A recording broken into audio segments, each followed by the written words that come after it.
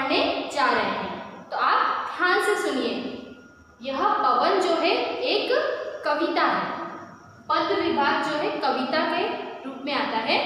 गद्य विभाग में पाठ आते हैं कि कोई भी कहानी किसी के बारे में होती है, तो वो हम गद्य विभाग पढ़ चुके हैं। आज मैं आपको पद्य विभाग के अंदर, जिसका पाठ का नाम है पवन, जो हो कविता सुनाने जा रही हूँ। तो आप ध्यान से सुनिए।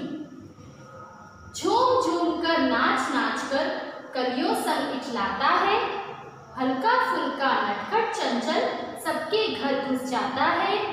ठुमक ठुमक कर मटक मटक कर नदी लहरों संग बल खाता है, जंगल पर्वत खेत गांव में गीत नए लिख जाता है। चिड़ियों के बच्चों को गोद लिए दुलारता है, सुबह सवेरे तड़के तड़के आकर हमें जगाता है।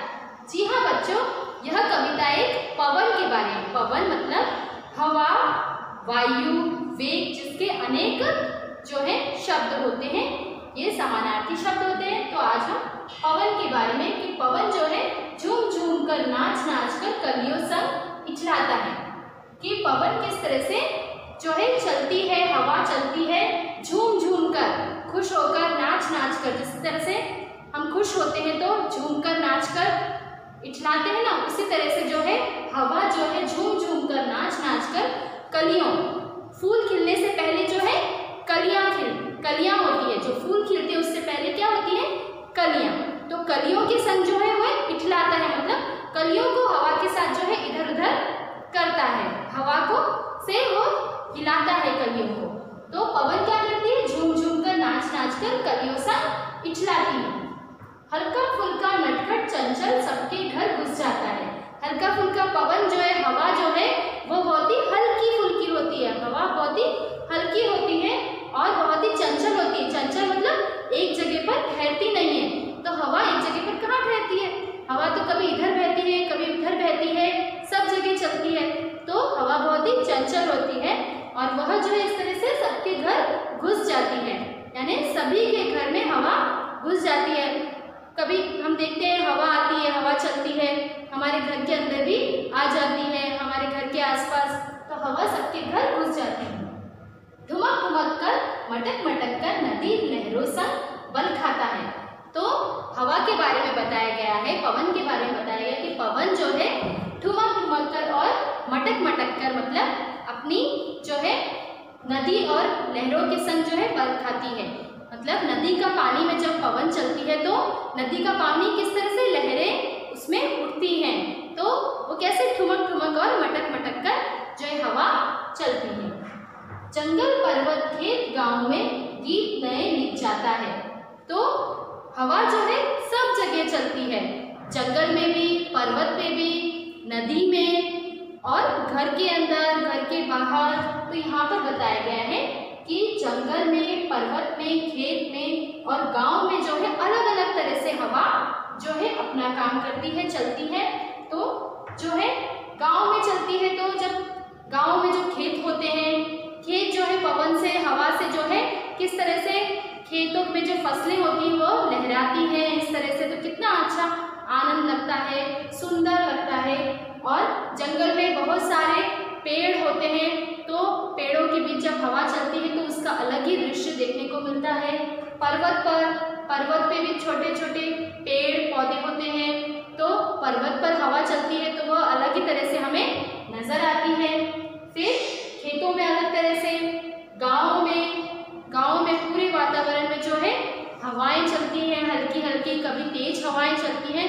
तो यह बताया गया है कि हवा जो है पर्वत, जंगल, खेतों में और गाँवों में किस तरह से कभी तेज हवा चलती है, जब कभी हल्की सी हवा चलती है, और वो हवा के चलने का तरीका और इसके बारे में बताया गया है। गीत नए लिख जाती है, इस तरह से ये हर जगह पर जो है नए गीत लिख जाती है ना, अलग अलग तरह से हवा चलती है और सबको आनंद देती है। चिड़ियों के बच्चों को गोद लिए दुलारता है। तो हवा जो है, जब चिड़ियों के बच्चे होते हैं छोटे छोटे, वह जो है जब पहली बार जो है उड़ना सीखते हैं, तो उनके लिए जो है हवा जो है उनको बहुत ही प्यार से दुलारती है, एक माँ की तरह। जो है दुलारना मतलब सहलाना, प्यार करना। तो जो है हवा जो है हल्की सी हवा में जब वो छोटे छोटे बच्चे चिड़िया के पहली बार उड़ना लगते हैं तो उनको बहुत ही प्यार से वो दुलारती है। हवा हल्की हवा चलती है तो उनमें वो बच्चे उड़ना सीखते हैं। सुबह सवेरे तड़के तड़के आकर हमें जगाता है। तो सुबह सवेरे जो है हवा जो है चलती है, तब ठंडी ठंडी हवा चलती है। बच्चों आपने महसूस किया होगा कि रोज सुबह सवेरे जो है एक ठंडा सा वातावरण हो जाता है, तो ठंडी सी हल्की सी हवा चलती है तो हमें महसूस होता है हाँ हम रात को सोकर उठते हैं तो कि सवेरा हुआ है। सवेरे जो है हल्की सी ठंडी सी हवा चलती है। तो इस तरह से बच्चों सुबह सवेरे जो है तड़के तड़के मतलब कि वही सुबह का वर्णन किया है यहाँ पर कि सुबह सवेरे जो है हमें जगाता है। ठंडी हवा चलकर जो है हमें उसकी एहसास होता है हवा का, पवन का।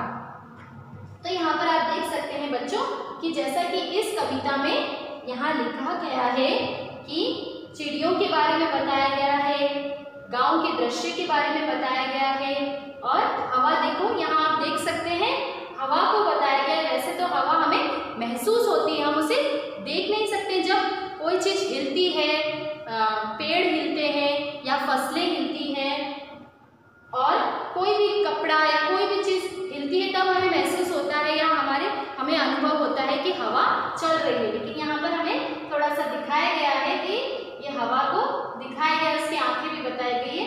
तो किस तरह से वो जो है चिड़ियों के छोटे छोटे बच्चों को जो है दुलारती है, उन्हें उड़ना सिखाती है हल्की हवा में। और यहाँ पर गाँव में हवा बताई गई है। इस तरह से घरों में हवा किस तरह से आती है हमारे घर में, और कलियों और फूलों पे हल्की हवा चलती है तो किस तरह से फूल जो है इस तरह से हल्के से हिलते हैं। और हवा जो है नदियों में किस तरह से हवा चलती है तो जो पानी ऐसे इठलाता है। तो यहाँ पर जो है एक गांव का, खेतों का और नदी का दृश्य बताया गया है, वहाँ पर हवा किस तरह से चलती है। तो आशा करती हूँ आपको ये समझ में आ गई होगी यह कविता पद्य विभाग की। आगे हम देखते हैं इस पाठ से संबंधित कुछ शब्दार्थ। शब्दार्थ में है झूम झूम कर, इसका अर्थ है झपकी लेते हुए यानी स्वेइंग, इंग्लिश में बोलते हैं स्वेइंग। इठलाता, इठलाना मतलब कि इतराना। गो गिव वनसेल्फ एल्स, जिसका इंग्लिश में अर्थ है इतराने का, गो गिव वनसेल्फ एल्स। नटखट, नटखट शब्द का अर्थ है शरारती यानी इंग्लिश में बोलते हैं नॉटी। चंचल, चंचल मतलब अस्थिर, कि हवा जो है अस्थिर है, एक जगह ठहरती नहीं है, कभी इधर चलती है कभी उधर चली जाती है, सब जगह हवा चली जाती है, वो एक जगह टिकती नहीं है। तो नॉट स्टेशनरी। ओके। बलखाना, बलखाने का अर्थ है ताकत दिखाना, टू शो स्ट्रेंथ इंग्लिश में बोलते हैं। आगे देखते हैं दुलारना, दुलारने को हिंदी में अर्थ है प्यार करना, टू लव इंग्लिश में बोलते हैं टू लव, दुलारने को प्यार करना, टू लव। तड़के तड़के मतलब बड़े सवेरे, सुबह सुबह का समय होता है उसको बड़े सवेरे बोलते हैं, early morning, early morning. Okay, तो आपको ये शब्दों के अर्थ समझ में आ गए होंगे। अब हम आगे देखते हैं इस पाठ में कुछ व्याकरण से संबंधित जो है वो हम देखते हैं, ध्यान से सुनो। पर, परंतु, लेकिन, किंतु, मगर, यह कुछ शब्द हैं और यह समानार्थी शब्द हैं जिसे हम यहाँ देख सकते हैं। पर, परंतु, लेकिन, किंतु, मगर, यह सभी समानार्थी या पर्यायवाची शब्द हैं। तो पर्यायवाची शब्द और समानार्थी शब्द यहाँ ब्रैकेट में लिखा है पर्यायवाची, जिन शब्दों का अर्थ एक ही होता है, वो समान अर्थ बताते हैं, समानार्थी उसे बोलते हैं। तो यहाँ पर, परंतु, लेकिन, किंतु, मगर, इन सभी शब्दों का अर्थ एक ही है, लेकिन हम इनके अलग अलग वाक्यों में प्रयोग में लाते हैं।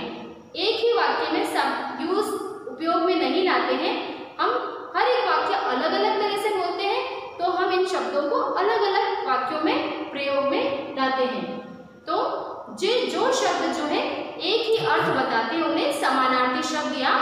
पर्यायवाची शब्द कहते हैं। तो ये इनका अर्थ एक ही है, लेकिन हम अलग अलग वाक्यों में किस तरह से उपयोग में लाते हैं वह हम इन वाक्यों के द्वारा देखते हैं। पहला वाक्य है, राधा पढ़ने में तेज है परंतु उसकी बहन नहीं।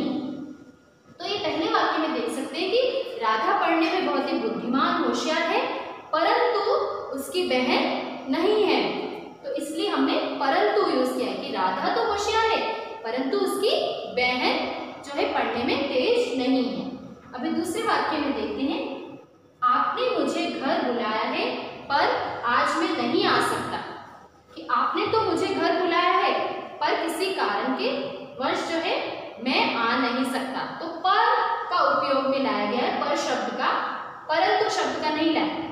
जबकि पर, परंतु, किंतु का एक ही अर्थ है, लेकिन हर एक वाक्य में अलग अलग तरह से हम इसको लिखा गया है। तीसरे वाक्य में, नमिता बुद्धिमान है लेकिन थोड़ी आलसी है। तो नमिता एक लड़की है जो है बुद्धिमान है, समझदार है, होशियार है, लेकिन वो क्या है, थोड़ी आलसी है, यानी काम करने में बहुत ही सुस्त है। तो लेकिन शब्द का प्रयोग किया गया। चौथा है, अजय छोटा है किंतु बड़ा होशियार है। तो अजय जो है छोटा है लेकिन वो बहुत ही होशियार और समझदार है। तो किंतु बोला गया, इसके लिए किंतु शब्द का यूज किया गया है। पांचवा है, आज विजय को मंदिर जाना था मगर वह नहीं जा पाया। तो विजय को आज कहाँ जाना था, मंदिर जाना था, मगर वह जो है नहीं जा पाया। तो बच्चों आप देख सकते हैं पांचों वाक्यों में जो है परंतु, पर, लेकिन, किंतु और मगर शब्द का उपयोग अलग अलग तरीके से किया गया है, लेकिन इनका अर्थ जो है समान है, ये समानार्थी शब्द है। उसी तरह से एक और उदाहरण मैं आपको बताना चाहूंगी। जैसे इस पार्ट में हमने पवन के बारे में कविता सुनी, तो पवन शब्द का समानार्थी शब्द वायु, हवा, समीर, इस तरह से है उनके समानार्थी शब्द, लेकिन हर एक वाक्य में हम उनको अलग तरह से उपयोग में लाते हैं। जैसे विज्ञान विषय में हम वायु और वेग शब्द का उपयोग करते हैं और दूसरे साधारण शब्दों में हम पवन और हवा का उपयोग करते हैं। तो बच्चों उसी तरह से पवन का अर्थ एक ही है, हवा, वेग, वायु और समेत, लेकिन उसको अलग अलग तरह से अलग अलग वाक्यों में हम उपयोग में लाते हैं और अलग अलग वाक्यों में हम कहते हैं। तो आशा करती हूँ बच्चों आपको ये समझ में आ गया होगा, व्याकरण का भाग भी। तो बच्चों एक बार आप इस पद विभाग को फिर से दोहराएं और घर पर अच्छे से होमवर्क करें। तो बच्चों धन्यवाद।